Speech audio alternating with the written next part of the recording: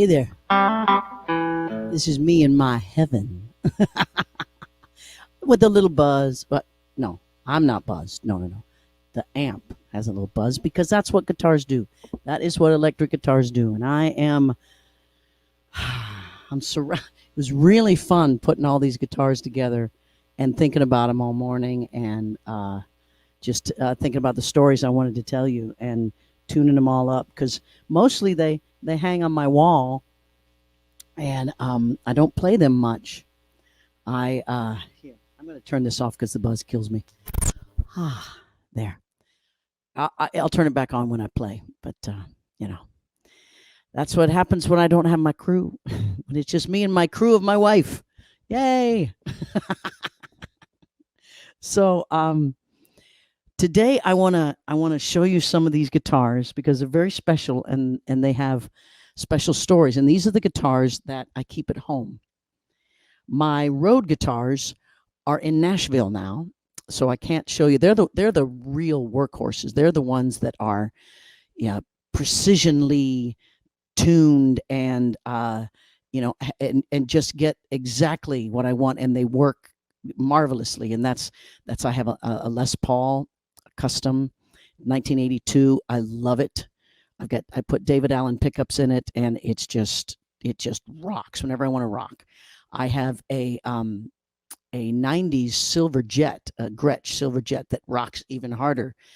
And those two, you'll see me when I go, when I do the medicine show or I do I'm the Only One or any of the big rock tunes, like if I want Your Little Secret, those, I'll play those guitars on the road. I also have a 347. It's a 1979 347 tobacco sunburst. It's quickly becoming one of my favorite guitars. I just got it last year, and it's really versatile. It's really great. I'm sure you've seen I have a D'Angelico hollow body, the big one, the chameleon one that turns all these different colors as I move around. That one is a great one to play ballads on. Same with, I have a Gretsch Country Gentleman, a Chet Atkins Gretsch. All of those guitars are on the road, along with Trouble, my Jerry Jones 12-string electric. Those are just my solid guitars, but they're not here. They're the ones that Jesse just works on every day. He's my guitar tech, and he works on them every day, and he makes them sound amazing. What I have here are the guitars that I have retired.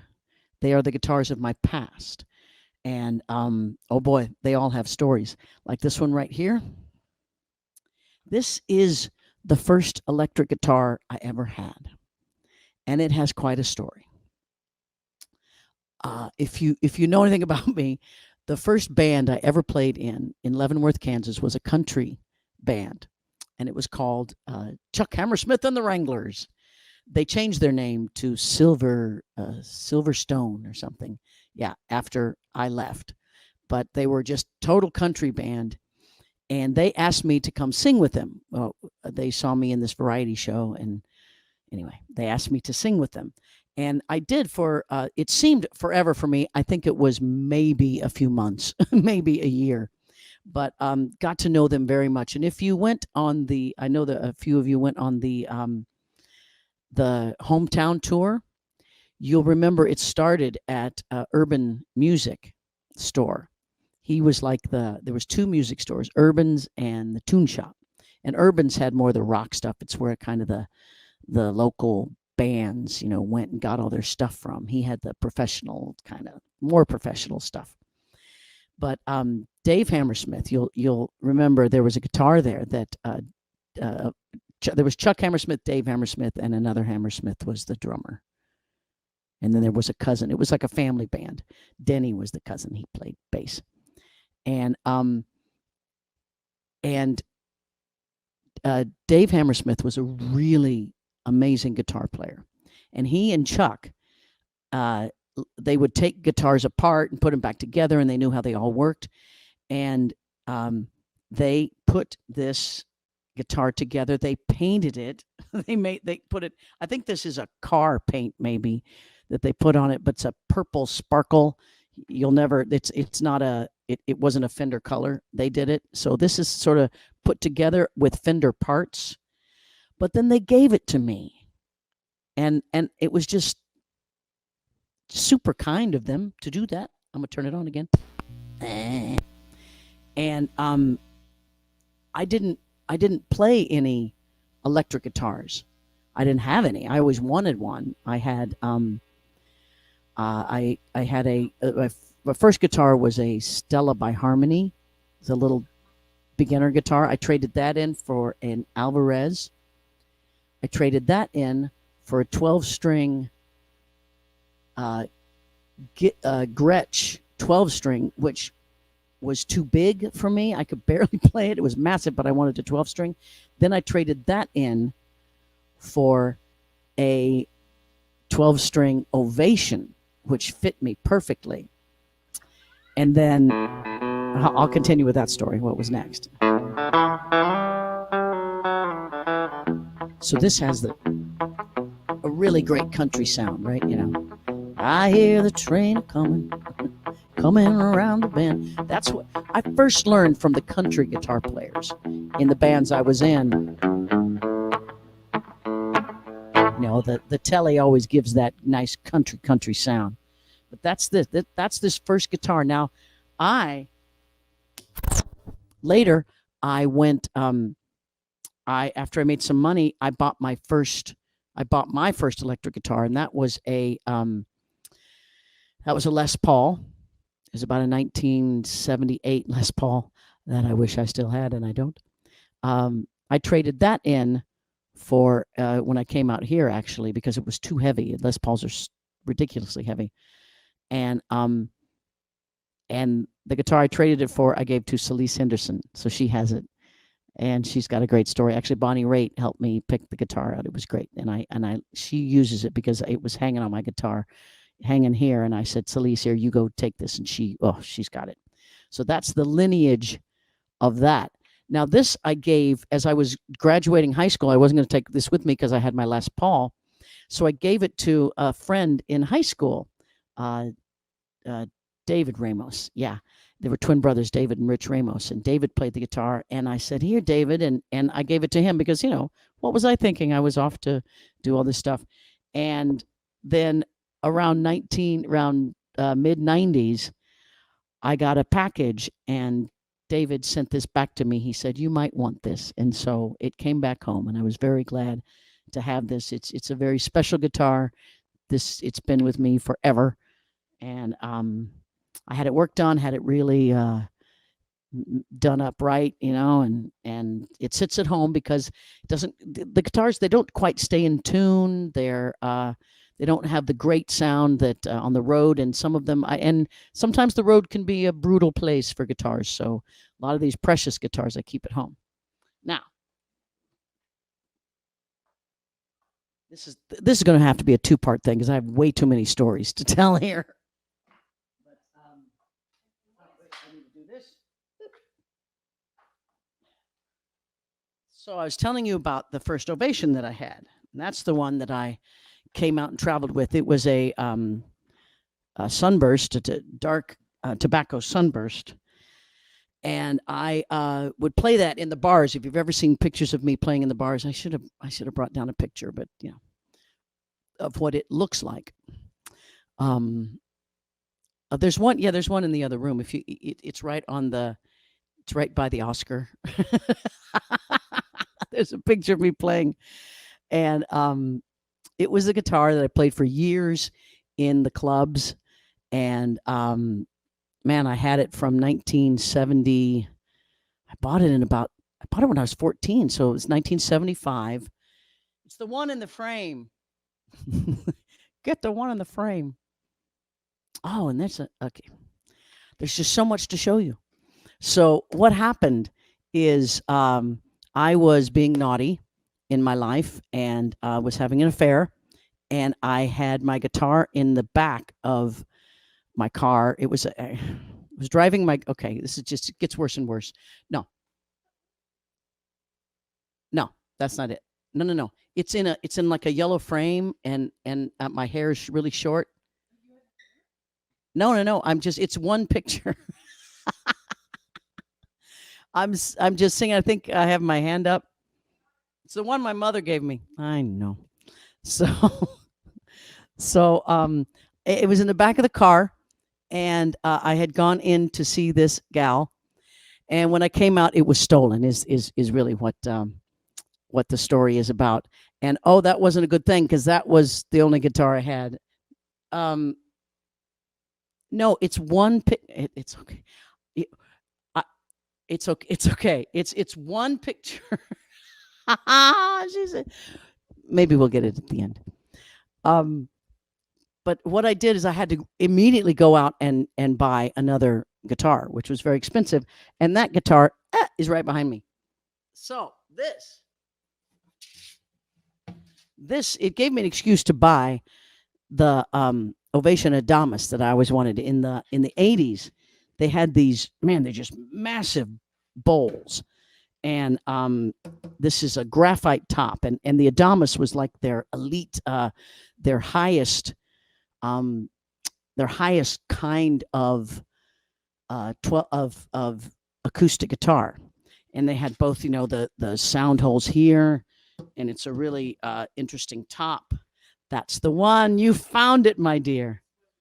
It wasn't next to the Oscar. Oh, sorry. Okay, now your job is to zoom in on this. This is the guitar. If you ever find this guitar, let me know. I should put out a, oh, I miss it. But this was the first one. This is me in about 1986, 85, 86. I'm holding it there. Okay. There you go. That's the original tobacco. That one was stolen from me. Aw. Yeah. What's that? I'm sorry. Oh, they're looking for it right now. Go find it. Yes, it was stolen in Venice, California, 1980. Let's see, probably about 1987, 86. Yeah, right around there.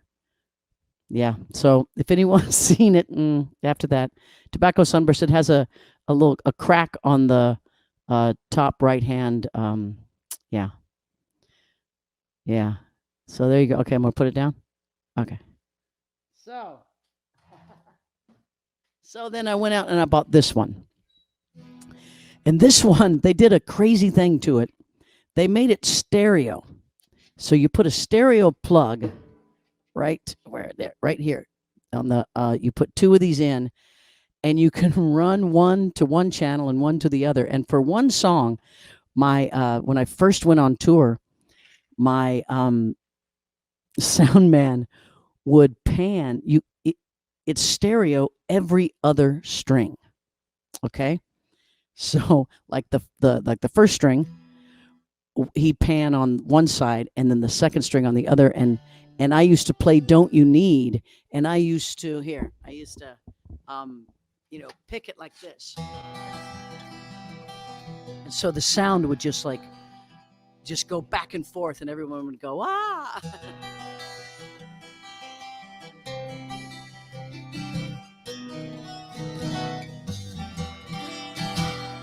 Yeah, so it's got a big, huge, beautiful sound. So I toured for a while with this one, but then I needed a cutaway. I moved on, and this guitar up here. Let me put this back up. Woohoo! There you go. Then this guitar went with me everywhere. I actually didn't go on the road with this guitar. It was too. It didn't quite do what I needed. So I bought another Ovation guitar for my very, very first tour, and it's this one right here. And it's got, you probably can't see, but it's really got beat up. And it's just, this toured with me. If you ever saw me in 1988, 89, this was the guitar I was playing. I probably played that finally about 90, I think. My guitar tech said, you could probably call Ovation and they might give you another guitar because, and I started getting guitars from Ovation, we would buy them at at cost, and they were really good to me. And we finally made a deal with them, and because I really promoted them, because this was just the best acoustic guitar to play on stage. Is this right? It was the Ovation guitar. So that one was the first one. Then I finally, right around the third album, I started wanting to branch out more into electric guitars. So I was in Memphis. I remember I was playing in Memphis, and my band and I went to the Sun Studios, where Elvis Presley and Jerry Lee Lewis and everybody recorded. And Elvis Presley was discovered there, and I got all into it and went to a music store, bought my first Silvertone. You might recognize this guitar because it is the guitar that is on the cover of the Never Enough album. It is the guitar that I've got slung behind my back, my naked back. Anyway, we won't go into this. This is a guitar clinic, not a why did you take the naked picture clinic. And now I have to tell a story? Well, why did I? That's for another clinic. But the Silvertone is a funny guitar. The Silvertone was originally a toy guitar. It was you could find it in the JCPenney catalog and the Sears catalog. It was made by a company, and it's basically pressed wood, but it has one good sound. You can't get anything else but the one sound with it. And I liked it because it was simple. I didn't have to get complicated with it, and it's small. So a lady, can play it better. Here comes the buzz. Now it still works. I pulled it down. I hadn't played this in 30 years. I think it still works, right? Yeah. So that's just the one sound that it has. It's got what's called lipstick pickups. If you see this, they're called lipstick pickups. And my Jerry Jones that I play, that sounds great. It's just one. So I think I might have, I think I recorded Must Be Crazy on this. Yeah, it's that sound.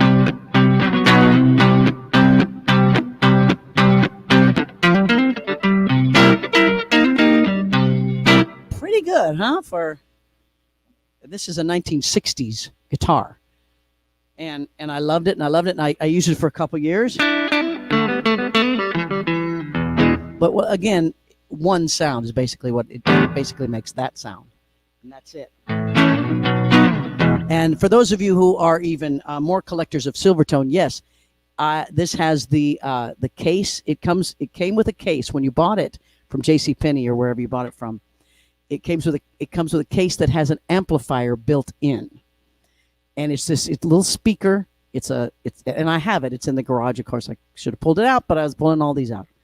And I still have that, which is a great collector's item. And I bought the whole thing for like $150, which now they're worth a little bit more, which is fun. Yeah, so this is a real prize thing that I keep hanging up here. I do love it very much. All right, then, when I was moving on from this guitar, my band and my manager knew that I was getting into vintage guitars. It was kind of starting. This was the beginning of the 90s when the whole vintage guitar thing really started happening. It was right before the internet. So we would roll into a town and we would go searching for, vintage guitars. You go to pawn shops and other guitars, like, do you have any old guitars? And sometimes they knew what they had, sometimes they didn't. And that's where I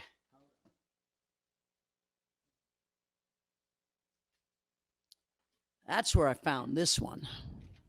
This is an old 1960s concert Martin. Now Martin is a great, if you know, it's a great acoustic, one of the best acoustic guitar makers. and it's a beautiful, like one. It's just so well made. But I found this for like $300, and it's worth so much more now. And the thing about this guitar is, I bought this in the middle of the '90s, like '92. I wrote so many songs on this guitar. Like, I used to have it at home. So a lot of the songs from Breakdown on were written on this guitar. Many, many, many of them. And it's just a beautiful guitar. It just holds up, and it has a great sound for as small as it is. It really yeah, let me put this down here a little bit. Yeah. Like,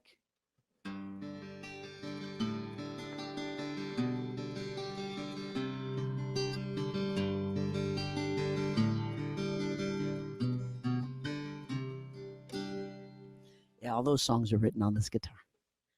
Yeah. So then I was telling you, my band and my manager knew that I was really into vintage guitars. So my band bought me this guitar right here. This is a Fender Jazzmaster. You can see this guitar in the 2001 video, because the bong, bong, bong, bong, bong, bong is this guitar right here. I use that on the Never Enough album, and I don't think I played it much on Yes I Am. Yeah, no, this is more what I was experimenting with, but this is 2001, and it's beautiful. Again, just a Fender, a really great sharp. These big old pickups are like crazy, awesome. And then my manager, at the same time, for my birthday, I got that for my birthday, and then my manager got me this guitar, which, woo, this is my Fender 1969, I believe, original Paisley Telly. Now, they only made a few of these, and the way that you know that they are original from that time period, vintage, is I don't know if you can get real close on this, but the veneer cracked on all of them, because they put like a fabric. This Paisley is fabric, and so every single one of these old ones. Can you see it? Do I want to? I'm sorry. What? Oh yes, I'll walk towards the camera so you can see. My wife is helping me.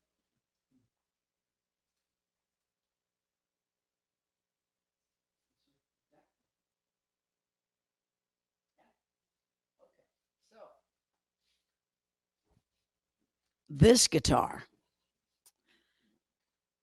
I took this guitar on the road. It's a really great, if you look on YouTube, there's a really great video of me playing, I think it's Your Little Secret, with an Australian band, and I'm playing this guitar. This also, I played at the opening of the Rock and Roll Hall of Fame.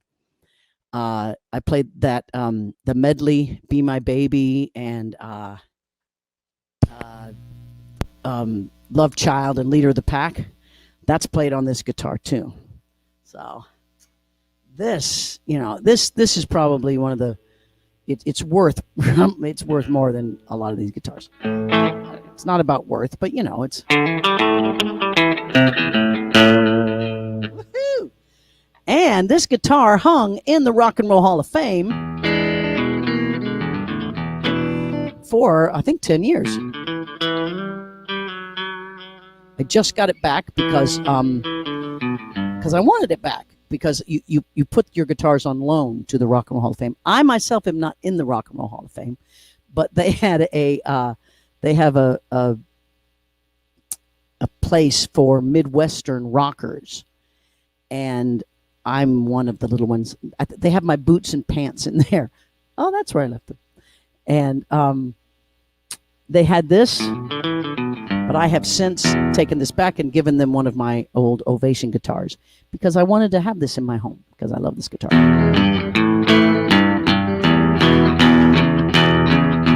So yeah. But this was given to me by my manager, bless his heart, Bill Leopold. Yeah. Oh, I love this guitar. Okay, so I got to get to the music now before we get to the questions. All right, have I told all the stories? If you see this one here, this one was my second Silvertone I got because it just looked crazy. And this one you'll see is on Your Little Secret. That guitar, some pictures were taken with that. Also, can you get the crazy white one over on the side here? That guitar is also, if you look at the pictures from Your Little Secret, if you have the album with all the things, you'll see I'm dressed in silver and I'm playing that guitar. That guitar, they is a Fernandez, and he made it for me special, and he put glass inside of it. It's I can actually put whatever I want on the top of the guitar. It's kind of crazy. It doesn't play so well, but it looks really cool. That's why you haven't seen it. All right, so let's do a little clinic here, okay? All right.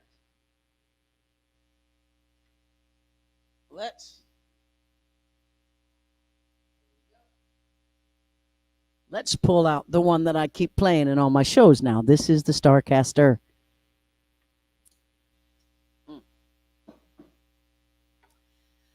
This guitar I bought just a few years ago. I was in New York City. Actually, I had done a show. Oh, I did the Conan O'Brien show. And the band there, the guy had a new one of these. And he goes, oh, these are great there. They only made them for 2 years, 74 and 75. And so I went on a hunting mission.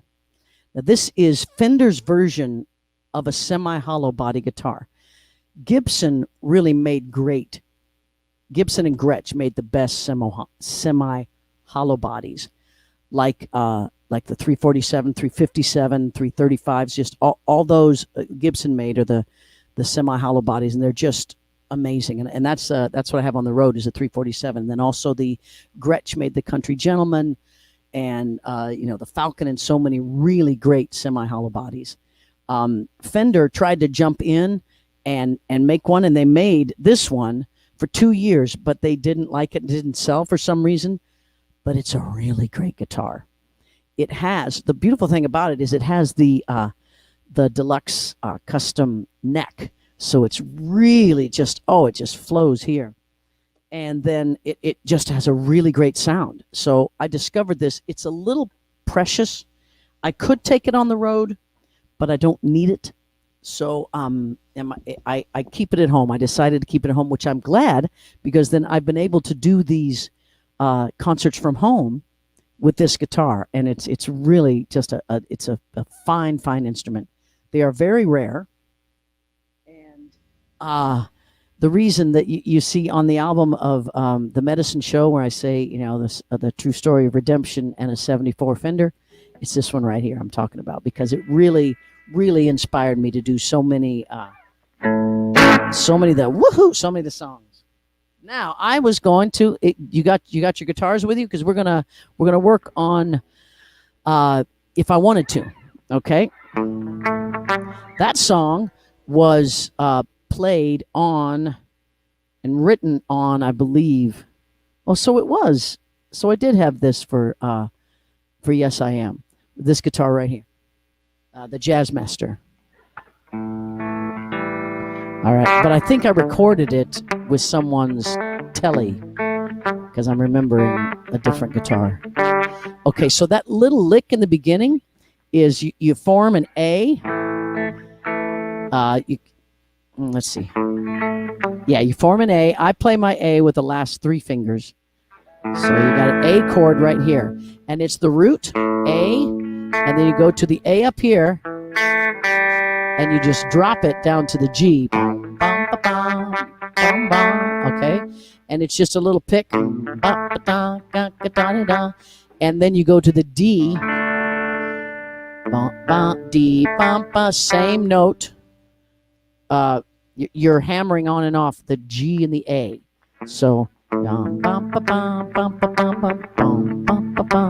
you change to a D, but you're still hammering on the G, A on the 3rd string there. So you just go root. So root A. You don't even have to hold the whole chord if you're playing like a 6-string and playing. You can just A, and you can mute. I play a lot where I mute with the palm of my hand down here. Yeah.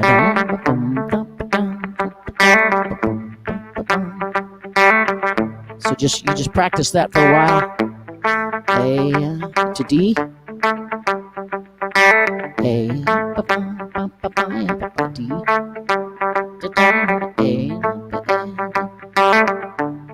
I hope I'm not going too fast. So that's the intro.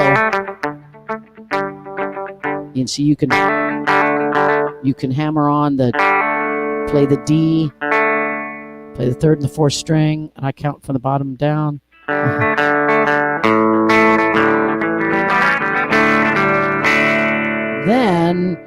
Then you go up to bar chords. Bar chord your A, and bar chord the D. That's basically the intro. And you hammer on and off that. You can hammer to an open bar. So you've got the first position, and then you go to the D, which is right there, and hammer off same hammer. You just open it up.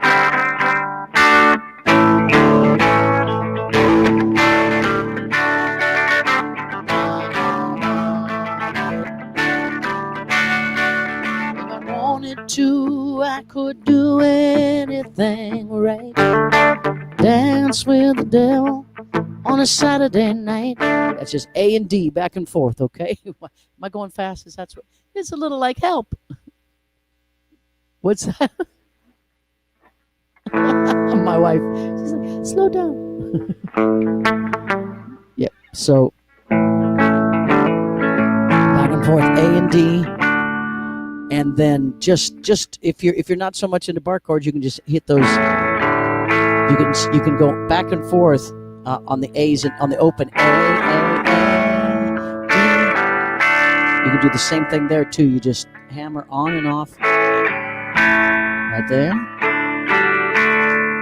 If I wanted to, I could do anything right. I could dance with the devil on a Saturday night. If I wanted to, I could turn matches to gold. I could smoke, drink, swear, bar chord, F sharp minor, never grow old. Right there, and you can hammer all of these. And then go up to the D. I wouldn't, and I always sort of I like to hammer the very bottom note on and off it makes a D9. I wouldn't have to be in love to G with you. To D, if I only wanted to. Yeah. If I only wanted to. All right, let's play the second verse. If I wanted to, I could be as patient as death. Oh, that's the third verse. I'm trying to think of too many things. If I wanted to, I could turn mountains to sand. Have political leaders. F sharp minor at the palm of my hand. D. I wouldn't have to. D9. Make it a D9. With G. D. If I only wanted to. Back and forth between A, to D, and then hold that D, bridge is F sharp minor. Back to A. I couldn't leave tonight, B minor, to D, and I would be all right. Back to F sharp minor. A. Stop holding on, B minor if I wanted to.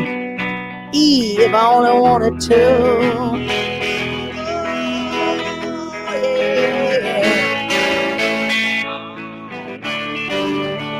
You're hammering on and off that A, G. Yeah. A, G, A, A, G, A, A, G, A, A, G, A. And then there's a G in there. And then last verse, if I wanted to, I could be as patient as death. You're still hammering that A, G. Fix this hole in my heart, leaking into my flesh. F sharp minor, if I wanted to, I could turn D, sparks, D9. Make sure you got that little E ringing. Sparks into ice. There'd never A, be another woman, F sharp minor, that can make you think twice. Back to the D, I wouldn't have to be in love with G. You build it up to D. If I only wanted to hammer on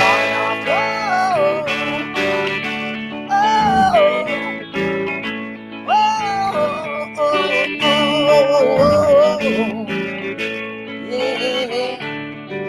Just play that out, yeah.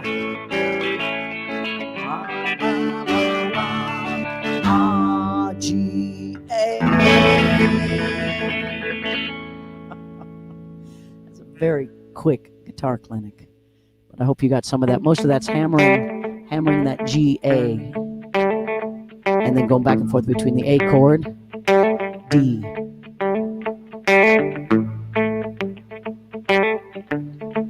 And I don't know how to tell you how to pick like that. I just started doing that. I don't know.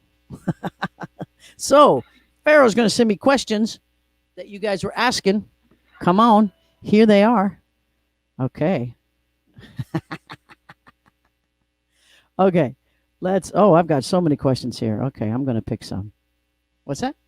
No, I got it. I'm going to. Okay, Hope, I want a looper. What kind of looper do you use? How many channels are on the looper you use?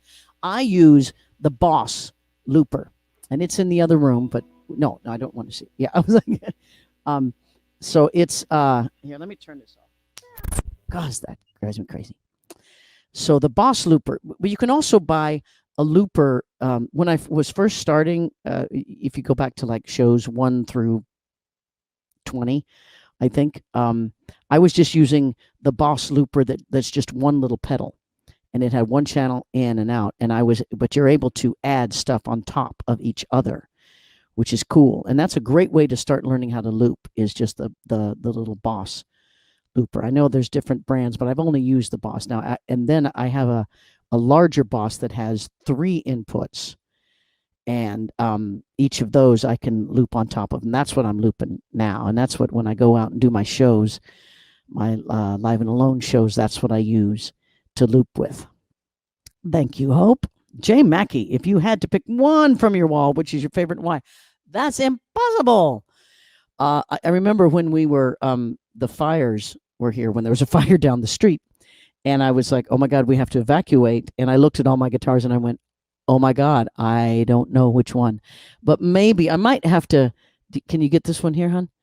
Yeah, this guitar, this is, if you recognize it, this I played on the Grammys. I played Piece of My Heart on this guitar. And so it has a real special, it's a really, really fine guitar. It's a Tele thin line. It means it's just a little, it has a little F hole. It's a little bit of a hollow body. So it's a thin line, very special guitar. It's a really, really great guitar. I played it then, and I played it on 4th Street Feeling, like Rock and Roll Me is on this guitar. So, but I really don't know. They have so many stories. I mean, I would have grabbed my first guitar, how about that one? Or the, there's so many. I don't know. Just glad our house didn't burn down. Shelly. Oh no, Joshua. No, sorry, all of you. I'm getting to all of yours. I just somehow went down here. Okay. Linda Ailes. What do you look for when purchasing a guitar now that you have so many? I know I've slowed down. Now I really, if I'm going to purchase a guitar, it has to have either like ridiculously the sentimental value or something that I really need. I mean, I didn't even talk about these amazing acoustics I have here. I've got a Hummingbird here. Now I write so many songs on these guitars here. I have this Cutaway here from the 50s, this Gibson I bought in New York. And I wrote Pulse on that. All the songs. I had it in New York City because I wanted a guitar there to write on, and all the songs that I wrote in New York City, I wrote on that. This one here, the Hummingbird, so many songs on for Medicine Show, for This Is Me, so many songs written on that guitar. So I'm good on like great acoustics. I have such love for them. So the last guitar I bought was the 347, the Gibson 347 that's on the road with me now, and that one I wanted a specific sound, and it fills that. So I don't have a great need. So I'm not really looking for guitars. Thank goodness. I can't afford them right now. Agnes, hi Melissa. Did you ever take singing lessons? How do you keep your vocal cords healthy with all that belting? The voice. You know what? No, I took singing lessons for like a month, and the woman said, "Look, you're going to sing like you sing." She was operatic and trying to get me to sing all this stuff, and she said no. So you know what? You know how I keep my voice healthy is keep my body healthy. I sleep. I eat. I don't ever eat dairy or sugar or wheat before I sing. I eat it if I'm not singing, but I don't eat it right before I sing. So it's really important to your body. Tracy, what type of strings do you prefer for acoustic guitars? Oh my God. I'm confused at what strings I actually use now because I haven't strung my guitars in many years. My guitar tech does. And we have, I think they're Adamas. I think we went back to the Ovation strings. I've used, or they're Diodario. Maybe they're Diodario. Oh my gosh. I'm sure I have a deal with them and I should tell you. But Diodario, there's great strings out there. Diodario, all those acoustic guitar strings are great. I should have done some work on that.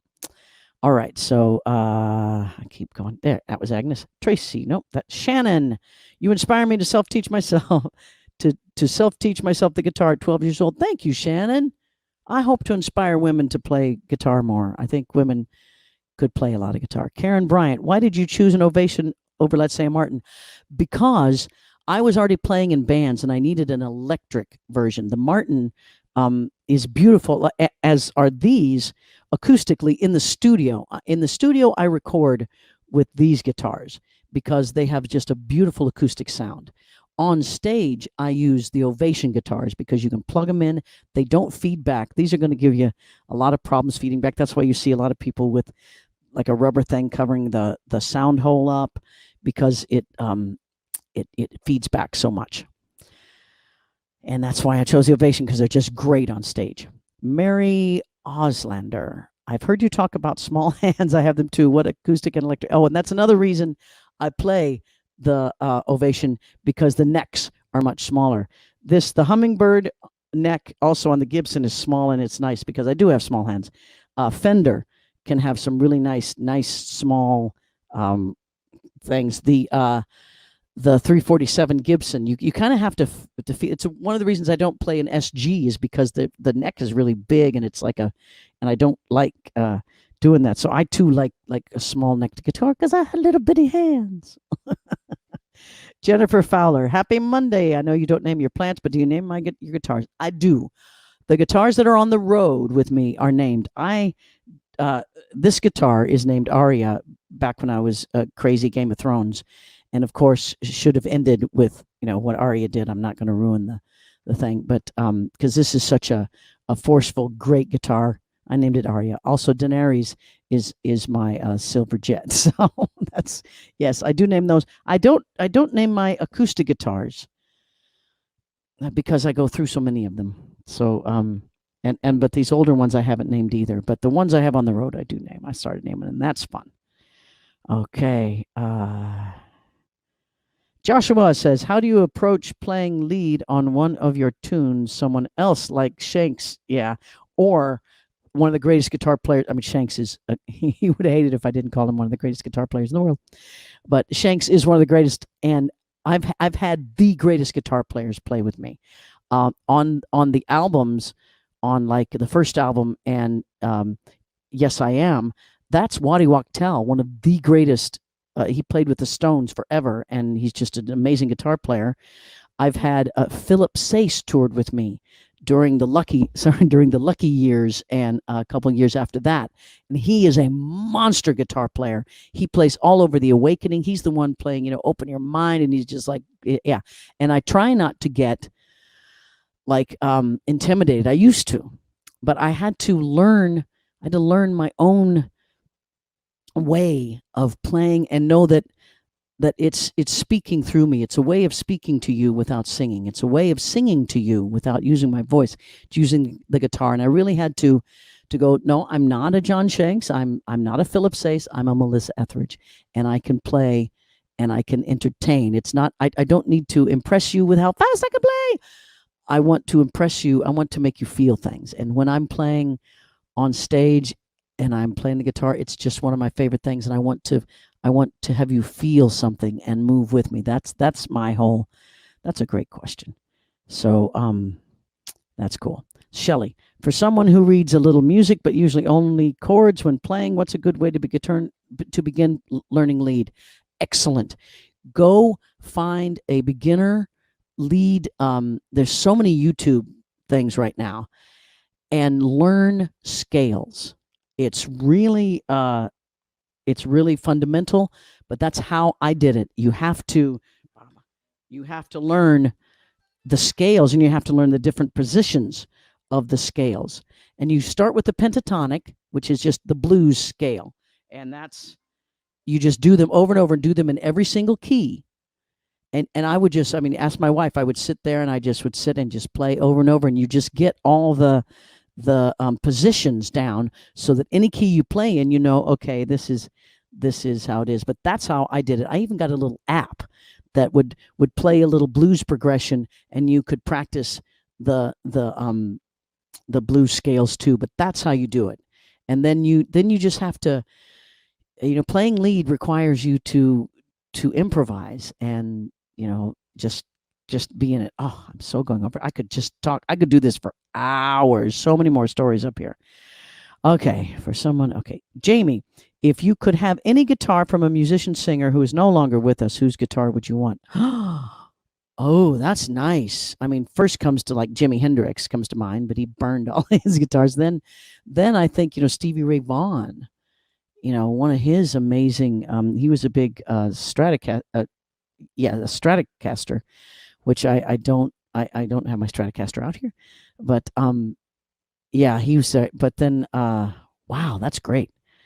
And okay, so Grayson, I'm 13. I love your guitar playing, and I've been taking lessons for 2.5 years. My mom has made me a fan during quarantine. I love you, Grayson. Keep playing. Your fingers are going to hurt. You're going to get calluses. You have to play. You have to keep playing through the calluses. My fingers bled, okay?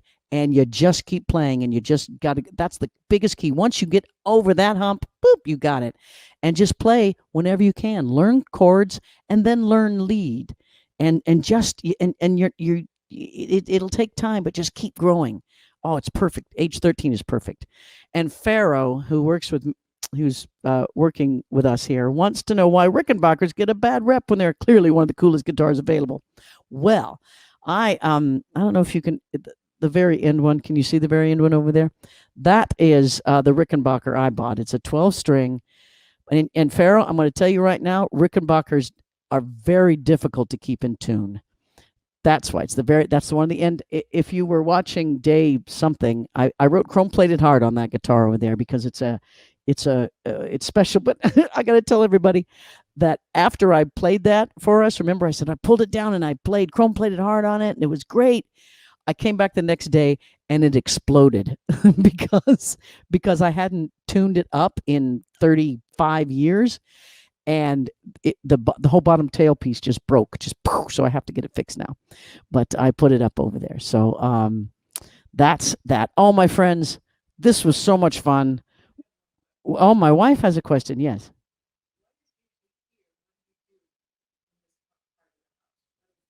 Oh, this is where I watch TV. Oh, I watched the Super Bowl here. This is where I was sitting watching the Super Bowl. Yes, but I have my guitars here and I love it, and they're all around me, and it makes me very happy. And this was just kind of the historical ones. I would love to do deeper guitar things. Maybe we will. Hey, why don't you give me some feedback on Twitter, on Facebook? Let me know if you want more of these and more clinics and more. And I'll slow down a little bit and take more time teaching you. But I sure love telling you the stories. Be strong, speak true, spread the peace, choose only love. Thank you for joining us here, and see you Friday. Or I don't know. I'll see you soon. I'm doing another one in a few days. I just forget what it is. Uh, this is great. What's that? Oh, and then of course, catch me 3:00 in the other room. We're gonna, do live concerts from home. All right. I love you. Bye.